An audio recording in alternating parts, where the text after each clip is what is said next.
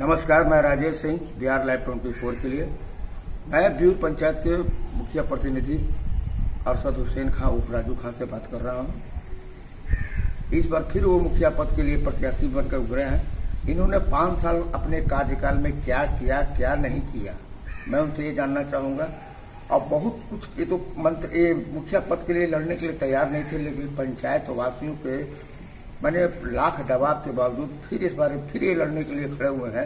आखिर ये लड़ने के लिए क्यों नहीं खड़े हो रहे थे, इस बारे में मैं इनसे जानकारी लूँगा। नहीं, मैं इस पद के लिए प्रत्याशी नहीं बनूँगा। जी हाँ, कहने को तो हम 1 साल पहले ही बोल चुके थे कि भाई हम इस बार आप लोग अपना मुखिया चुन लीजिएगा। इस बार हम मुखिया पद के प्रत्याशी नहीं हैं। तो हमारे यहाँ करीब 30-40 लोग इकट्ठे एक बार रात में आ गए अचानक बिना प्रोग्राम के, और कह के नहीं लड़ना ही पड़ेगा। वो लोग 4 तारीख को गांव समाज की तरफ से मीटिंग बुलाएंगे। हम उसमें मीटिंग में बोले भी कि भाई आप अपना विचार कर लें, हम आपसे अनुरोध करेंगे कि आप हम सिर्फ पद त्याग रहे हैं, न कि आपको त्याग रहे हैं। ना हम आपके बिना रह सकते हैं, ना आप हमारे बिना रह सकते हैं। हम एक दूसरे के पूरक हैं, एक दूसरे सुख दुख के साथी हैं। तो उस समय होने के बाद फिर हम इंतजार किए। करीब 12 तारीख को हम खुद एक मीटिंग बुला दी, और मीटिंग बुला के हम अपनी स्थिति स्पष्ट कर दिए कि भाई ये चुनाव, पंचायत के चुनाव आ गया है। समय जो है 16 तारीख से 22 तारीख तक नॉमिनेशन का डेट है। तो आप अपना प्रत्याशी जो आपके उम्मीदवार अपने से खड़े हैं, आप उनमें से चुन लीजिए। वो जो है इस बार हमको मत प्रेशर करिए, मत हमको प्रेशराइज करिए। हम नहीं लड़ना चाहते हैं, हमारी अपनी इच्छा नहीं है। क्योंकि 2011 में ही हम लोगों ने सारा पद त्याग दिया था। 2011 में जिला परिषद का पद और क्या बोलते हैं मुखिया का पद हम लोगों ने त्याग दिया। और यहाँ 2016 का चुनाव आया तो फिर गांव जो है जबरदस्ती किया कि नहीं आपको लड़ना ही है। अब गांव के प्रेम के आगे जो है हम नहीं इनकार कर सके। आखिर मतलब कि हमारे कहने का मतलब कि आपके पूरे पंचायत के लोग आपको चाहते हैं, यहाँ तक कि आप आपके प्रति माने समर्पित होकर आपको विधानसभा की प्रत्याशी बना देते हैं। आखिर आप भागते क्यों हैं? अब भागते तो नहीं है, मतलब थोड़ी उदासीनता इसलिए आ जाती है। सरकार के द्वारा जो संचालित योजनाएं हैं, जितना घोषणा है या जितना किया जाता है वो अमल में नहीं है। दौड़ाई बहुत ज़्यादा है और काम जो है कुछ नहीं है। और हम लोग जब कोई जिम्मेदारी मिलती है तो उसको बखूबी निर्वहन करना जानते हैं, उसको करना चाहते हैं, और उसको ईमानदारी से जो है चाहते हैं कि धरातल पर उतरे। उसमें जो सरकारी सहयोग मिलना चाहिए या जो सिस्टम है वो हम नहीं, मतलब उसमें एडजस्ट कर पा रहे हैं। यही कारण 2016 में चुनाव हुआ। 5 साल तो नहीं कहा जाएगा, 3 साल ही कहा जाएगा कि काम हुआ। 2 साल तो कोरोना में ही चला गया। अब आप बखूबी जानते हैं कोरोना में कितने मुश्किल आता है, कितने मामला आता है। उसको कैसे कैसे जो है मतलब अपने अपने से ढंग से जो जहाँ है वहीं से इसको हैंडल करने का प्रयास किया, और उसमें सफल भी रहे हम सारे लोग मिलकर।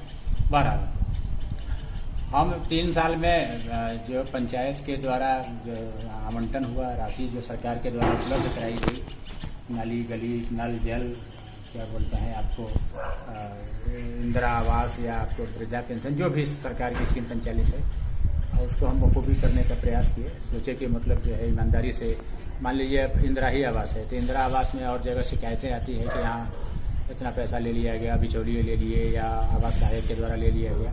हमारे यहाँ इस तरह की कोई शिकायत वैसी नहीं है। अगर होगी भी तो हमारे नॉलेज में नहीं, अगर हमारे नॉलेज में होगी तो नहीं होगी। वो शिकायत करने का कोई मौका ही नहीं। और कोई चोरी छुपे दे दिया होगा वो अलग बात है, वैसे हमारे जानकारी में कोई नहीं है। बता 2016 में ये स्कीम लॉन्च हुआ, स्वच्छता का चला, शौचालय बनाने का अभियान चला। गांधी जयंती के अवसर पर 2 अक्टूबर हमको बखूबी याद है। और हमारे यहाँ नवंबर में ही 14 नंबर वार्ड सबसे पहला स्थान मिला, ODF घोषित किया गया, जिसमें तत्कालीन जिला पदाधिकारी, तत्कालीन पुलिस अधीक्षक और जिले के वरीय पदाधिकारी की उपस्थिति में हुआ। उस ज़माने में मतलब काफ़ी, हम ये नहीं कहेंगे, उसमें जनप्रतिनिधि भी, सरकारी तंत्र भी, सरकार के जितने भी अंग हैं, चाहे वो इंदिरा आवास सहायक हों या पंचायत रोजगार सेवक हों या ग्राम सेवक हों या पंचायत सचिव हों या जो भी हों, शिक्षक लोग भी, बहुत डीलर लोग भी, बहुत सारे लोग, मतलब हम लोग टोली बना बना के सुबह शाम ड्यूटी दिया करते थे और लोगों को समझाया करते थे कि भाई आप शौचालय बनवा लो। और शौचालय बना भी, ऐसा नहीं कि नहीं बना। शौचालय 12,000 रुपये में तो दरअसल तो कहिए कुछ नहीं बनेगा, तो 12,000 तो सरकार की तरफ से वो प्रोत्साहन के लिए दिया जा रहा था कि मतलब आप इससे प्रोत्साहित होकर आप बना लें। तो लोग बनाए, बहुत सा बना, पैसा भी उनको गया, और मतलब उस समय हम लोग जितना रोका छेकी किए, लोगों को समझाए, जागरूक किए, तो उसका असर हुआ। ये नहीं कहें कि नहीं हुआ। सफाई भी रहा, मगर बाद में धीरे धीरे भाई आपको कब तक समझाया जाए। अपना मानसिक विकास होना चाहिए, अपना जो है शरीर का विकास होना चाहिए, अपना जो है विचार स्वस्थ होना चाहिए। अब हालात ये था कि मतलब अब शौचालय तो बन गया, मगर बनने के बाद शौचालय में कुछ लोग गोंठा रख दिए, तो कुछ लोग अपना जो है बकरी बांध दिए, तो कुछ जो है उसमें भूसा भूसी रख दिए, और आप फिर जाकर रोड पर गंदगी कर रहे हैं। बना तो शौचालय उपयोग नहीं कर रहे हैं, तो इसमें आप किस पर आरोप लगाएंगे? ये आप अपने ऊपर आरोप आप नहीं लगा सकते। ये हर विकास के मामला में जाति धर्म आरक्षण से ऊपर उठकर ही आप आगे बढ़ सकते हैं। आपके गांव का विकास या आपका विकास या समाज का विकास हो सकता है। जहां अभी तक देखा गया है, जहां आरक्षण के तहत, जाति के तहत, धर्म के तहत वोटिंग लोग करते हैं, तो उसमें आप विकास का अपेक्षा रखना वो आपका बेमानी नहीं। वो 12 तारीख को संध्या 4 बजे ग्राम पंचायत मानपुर बीर के एक मीटिंग थी ग्रामीण जनता की, और वो मीटिंग इसलिए बुलाया गया था कि मतलब भाई हम अपनी बात वहाँ रखें कि भाई आप पुनर्विचार कर लें। हम 4 तारीख को भी आपको बोले थे कि आप अपने से अपना उम्मीदवार, जो आपके उम्मीदवार खड़े हैं उन्हीं में से ले लीजिए आकलन करके, नहीं तो किसी अपने 20 से उम्मीदवार आप बना लीजिए। तो उसी संदर्भ में मीटिंग बुलाई गई थी, और वो मीटिंग में निर्णय यही हुआ कि नहीं, वो आप ही को रहना है। हम मुक्ति मांग रहे थे। हम दरअसल कहिए तो त्रिस्तरीय पंचायत चुनाव जो है लोकसभा चुनाव और विधानसभा चुनाव से भी टफ है, क्या बोलते हैं, और ये तो पर्सनल चुनाव हो जाता है, नेट टू नेट आमने सामने वाली बात होती है।